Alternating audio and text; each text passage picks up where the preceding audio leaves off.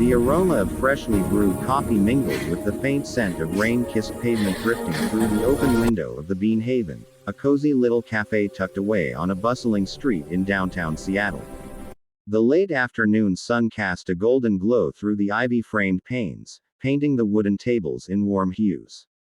Emily sat across from Jake, her fingers lightly tracing the rim of her steaming cappuccino, a soft smile playing on her lips. The yellow arrow in her mind pointed to the tiny detail she'd noticed earlier: his watch, a sleek silver piece that caught the light every time he moved his hand. It wasn't just any watch. It screamed old money, the kind her small-town Ohio upbringing had only seen in magazines. Jake leaned forward, his chin resting on his knuckles, his hazel eyes locked on hers with an intensity that made her heart skip. "So, Emily," he said, his voice smooth like the espresso he sipped, "you've been in Seattle for what, 6 months? How's a girl from the heartland finding the big city?" She laughed, tucking a strand of blonde hair behind her ear, the one the arrow had jokingly highlighted in her thoughts. "It's different. Back in Dayton, life was all about county fairs and Friday night football. Here, it's coffee shops, tech bros, and rain that doesn't know when to quit." She glanced out the window at the drizzle starting to speckle the glass. "But I like it. Feels like I'm finally writing my own story." Jake's grin widened, revealing a dimple that Emily was pretty sure could charm the socks off anyone. "A story? Huh, what kind's that? Romance? Adventure? Or are you secretly penning a thriller about cafe stalkers?" He winked, and she felt her cheeks flush.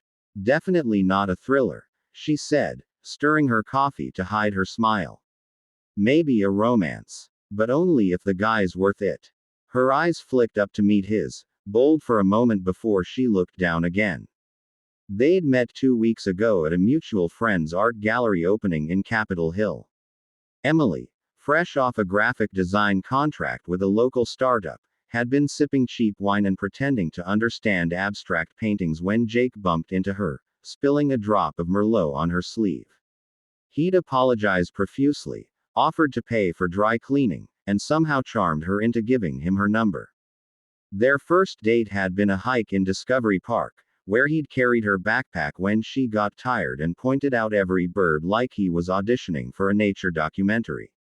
Now, here they were, date number 3, and Emily was starting to wonder if the butterflies in her stomach were the real deal. The cafe was alive with the hum of conversation, the clink of cups, and the occasional hiss of the espresso machine. A barista with a man bun called out orders, and a couple in the corner argued in hushed tones about wedding venues. Emily loved places like this, alive but intimate, like the city itself was whispering secrets. She glanced at Jake's watch again. It was a Rolex, wasn't he subtle about it? She didn't know much about brands, but even she recognized the iconic Crown logo. Her dad's watch back home was a $20 Timex from Walmart, and it told time just fine. What did it say about Jake that he wore something like that so casually? "So," she said, steering the conversation to safer ground, "you never told me what you do, exactly." "Tech, right? Everyone in Seattle's in tech." Jake chuckled, leaning back in his chair, the dark blazer pulling slightly at his shoulders. "Guilty. I'm a product manager at a startup in South Lake Union. We're building an app for sustainable travel. Think carbon offsets meets itinerary planning." "Sounds nerdy. I know. Nerdy's good," Emily said, her smile genuine. "I'm a designer, so I live in nerdy." "What's the app called?" "Greenpath," he said, his eyes lighting up. "It's still in beta, but we're pitching to investors next month. If it takes off, maybe I'll take you on a trip somewhere exotic to test it out."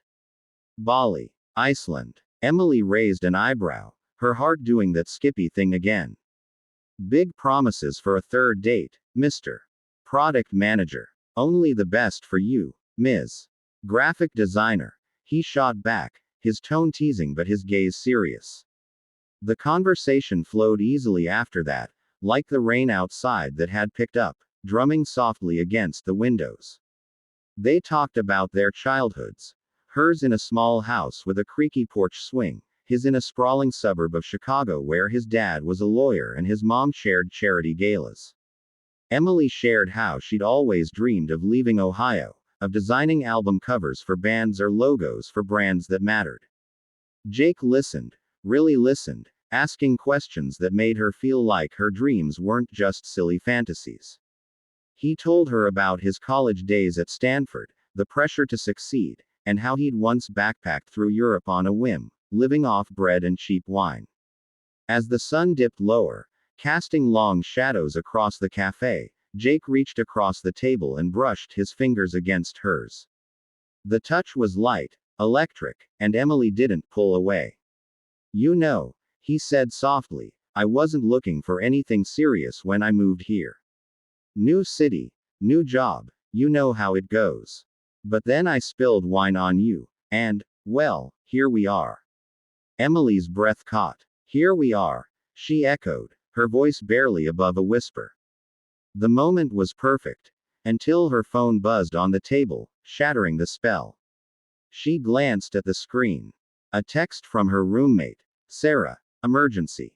Call me ASAP. Emily's stomach twisted. Sarah wasn't the dramatic type. I'm sorry, she said, grabbing her phone. I need to take this. Jake nodded, his expression shifting to concern. Everything okay? I hope so, she muttered, stepping outside the cafe to the covered patio where the rain wouldn't soak her. She dialed Sarah, her fingers trembling slightly. Thank God, Sarah answered, her voice frantic. Your apartment. There's been a break-in. The police are here. You need to come home. Like, now. Emily's heart plummeted. A break-in. Are you okay? Was anything taken? I'm fine.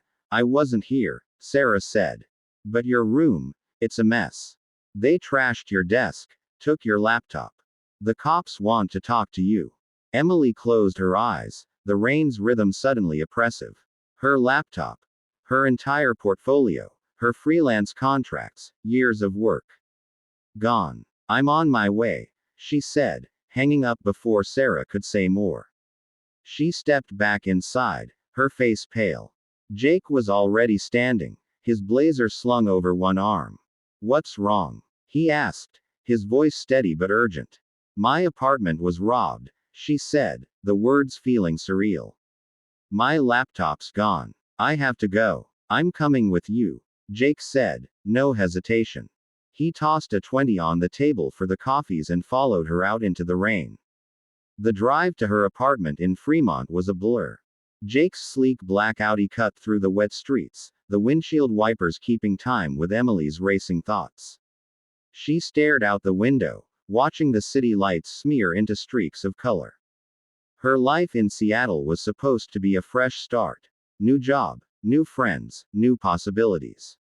Now it felt like the universe was laughing at her. You okay? Jake asked, his hand resting on the gearshift, close to hers. No, she admitted. That laptop had everything. My designs, my clients, I'm screwed. We'll figure it out, he said, his tone so certain it almost convinced her. First, let's see what the police say. They pulled up to her building, a charming but slightly rundown brick complex with fairy lights on the balconies. 2 police cruisers were parked out front, their lights flashing red and blue against the rain-soaked pavement. Sarah was waiting under the awning, her dark hair plastered to her face, arms wrapped around herself. Sarah ran over, hugging her tightly. I'm so sorry. I came home from work and the door was jimmied open. Emily hugged her back, then turned to the officer approaching them, a middle-aged woman with a no-nonsense ponytail. You're Emily Carter? The officer asked. Yes, Emily said, her voice shaky. What happened? Forced entry through the front door, the officer said, flipping open a notepad. Your room was targeted specifically. Laptop's gone, some drawers rummaged through. Your roommate says nothing else seems missing. Any idea who might have done this? Emily shook her head, her mind spinning. I don't know anyone who'd do this. I've only been here 6 months. The officer nodded, jotting notes. We'll dust for prints, Check for security footage. You got any enemies? Ex-boyfriends? Disgruntled clients? No, Emily said, glancing at Jake, who stood silently beside her, his jaw tight. Nothing like that. Jake stepped forward. Officer, is there anything we can do to speed this up? She needs to secure her place, figure out what's missing. The officer raised an eyebrow but nodded. We're wrapping up. You can go in soon, but don't touch anything until we're done. Inside, the apartment was chaos. The living room was mostly untouched, but Emily's room looked like a tornado had hit it. Her desk was overturned, papers scattered, her sketchbooks torn. Her heart sank as she saw the empty spot where her MacBook usually sat. Jake's hand rested on her shoulder, grounding her. I can't believe this, she whispered, kneeling to pick up a crumpled drawing, a logo she'd been working on for a new client. It was ruined. We'll get you a new laptop, Jake said quietly. And I've got a friend who's a pie. He can dig deeper than the cops if we need. Emily looked up at him, his face half lit by the flashing police lights outside. Why are you doing this? She asked. You barely know me. He crouched beside her, his eyes soft but fierce. Because I want to know you, Emily. And because this isn't right. Nobody should feel unsafe in their own home. The police cleared the scene an hour later, promising to follow up. Sarah crashed on the couch, exhausted, while Emily and Jake sat at the kitchen table, a bottle of wine between them that neither touched. The rain had stopped, leaving the city quiet except for the occasional drip from the gutters. I'm going to stay tonight, Jake said. On the couch. Just in case. You don't have to, Emily said, but the truth was, she didn't want to be alone. I want to, he said simply. As the night deepened, Emily lay in her bed, the new deadbolt on the door doing little to ease her nerves. She thought about Jake, asleep in the next room, his fancy watch probably still on his wrist. She thought about her stolen laptop, her ruined sketches, and the life she was trying to build. Seattle was supposed to be her story, but tonight, it felt like someone else was writing the plot. Little did she know, the break-in was only the beginning.